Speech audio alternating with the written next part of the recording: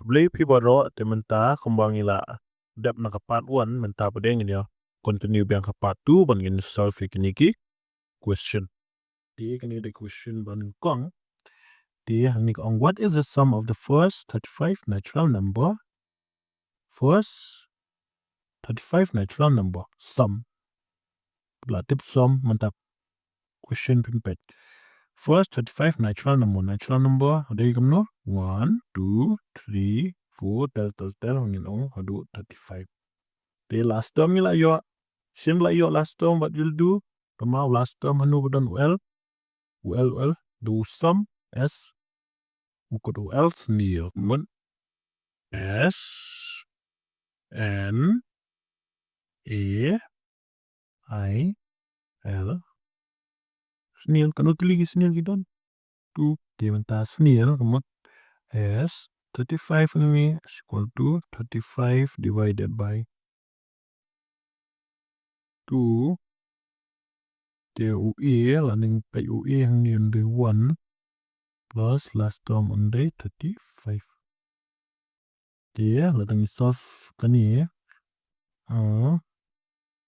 there can go by 35 number 35 if you divide ni pen semi decimal kan sa a 2 the 1 plus 35 can mean 36 there into I'll just rub decimal there 35 to mod into 36 there 2 look cancel ni pila there mod 2 into 1 2 8 16 mod 35 into 18 35 into 18 8 5 are 40 1 5 are 5 3 8 are 24 so 24 plus 5 long 29 29 30 30 33 3 1 3 is 3 3 plus 3 means 6 the answer is 630 which is option number B. Okay, we'll move to the next question. There, question number 2 on the sum of 3 consecutive number is 87. Find the largest of the 3 numbers. Actually, gani lada pisau da kawai kam na tharu pila ban le and rei chai bang ya da EP lani arithmetic population in solve da kata. The sum of 3 consecutive number. Consecutive, what do you mean consecutive? Mta da I1, but consecutive to 1, day 2, but 3. And consecutive da I5, first number consecutive to only in day 6, but 7. There's more to it. The mta letting shim first term the first number let's see in shim x consecutive chung x next chung x let's see x of day 5 nay the next chung x on day m6 but long 6 plus 1 about 5 là the third term một x third term của một plus kanu plus 2 with me 7 so let's see x of day 1 second term on day m x plus 1 and the third term day x plus 2. According to question count, the sum of 3 consecutive number is 87. Kumut sum jangkylli kan long 87. So x plus 1 plus x plus 2 is equal to 87. The x but x mean no 3x 1 but 2 kami 3 is equal to 87. There ni dengan rak 3 stack la minus the rak 3 sini kala divide so it will be 87 minus 3 which is 84 divided by 3 so 3 2s are 6 6 mutam 2 meet 24 3 8s are 24 so x ini ande 24 ini question on find the largest of the 3 number largest of 3 number kali third term x ini day 24 plus 2 24 x ini ada 28 so sorry yang kelar 28 plus x ini ada 28 amte largest of 3 number x plus 2 28 plus 2 ini ka answer kan day 30 so answer here is number C 30. Okay, then your next question. The sum of the first 30 term of the arithmetic progression is Menta sum of the first 30 term. The 30th term value in them. Then the 1, 2, 5, 7, ini the first, 2, third term, fourth term, fifth term, sixth term, seventh term in them. The anh em tiếp một thứ tiết term em tiếp để cả nô. Thế chỉ xin bảo mình học find sum bạn em tiếp đâu L dan cả nô một formula bậc nô nghe nào use bậc ham jurong. Thế bậc ham jurong cái đây cầm nô usri na Nepal utu altli ki so apple na ueu na ueu tiền kan utli ki shri altli bundan ini umat multiply. Đấy. So S nghe nào find S chẳng 30. Thế n only 30 by 2 into a we hang đây có no 1 đây thế into 1 plus n đây 30 minus 1 ud là the p minus ud let's say 5 minus 3 can be no 2 so ud only 2 thế anh answer can be 2 30 can be 15 2 into 1 can be 2 plus 20 minus 1 means 29 into 2. Okay. 29 into 2, let the p multiply, meet 2, 18, 2 2 so 4, meet 58 plus 2, meet 58 plus 2, meet 60, 60 into 15, more, 15 to 16, along 6 5 so 30, 6 1 so 6, 6 7 8 9, 9, 900. So the answer here is 900, which is option number A. Okay. Nah, saya kelas mu tu dia ke trik penyak ngaklam kynmaw ngaru ban kynmaw gini tu kata tang kaei dia what I use is I use the trick. So very easy. Ma dia mental let's switch.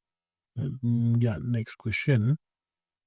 So hani ka the common difference of an EP is in which E 18 minus E 14 ni arithmetic number ni term 18 but term 14 is 32.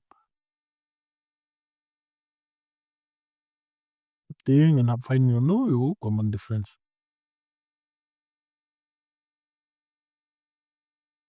Thế là đang học find mà uni E18 which is E18 what do you mean by E18? But it term 18 then thế E14 có một đề term number 14 thì mình ta mình find common difference what do you have to do first and find your term thế term đây cũng nốt tận điện thì how do you do tận điện T N E T na u T. So Tn let's say in shim show you 18 term there T18 is equal to ngim tip first term ngim tip plus and ngim tip 18 minus 1 D ngim tip so T term 18 can long A plus 18 minus 1 can be 17D. Thế là đang find T14 can long gồm dụ A 14 minus 1 can long đây 14 minus 1 mất 13D plus 13D. Thế can long T14 will be equal to A plus 13D. Thì mình ta là dụ dòng term 18 kalau equal kat ni, term 14 equal kat ni. Thì mình ta ngin hab lệ cũng đúng.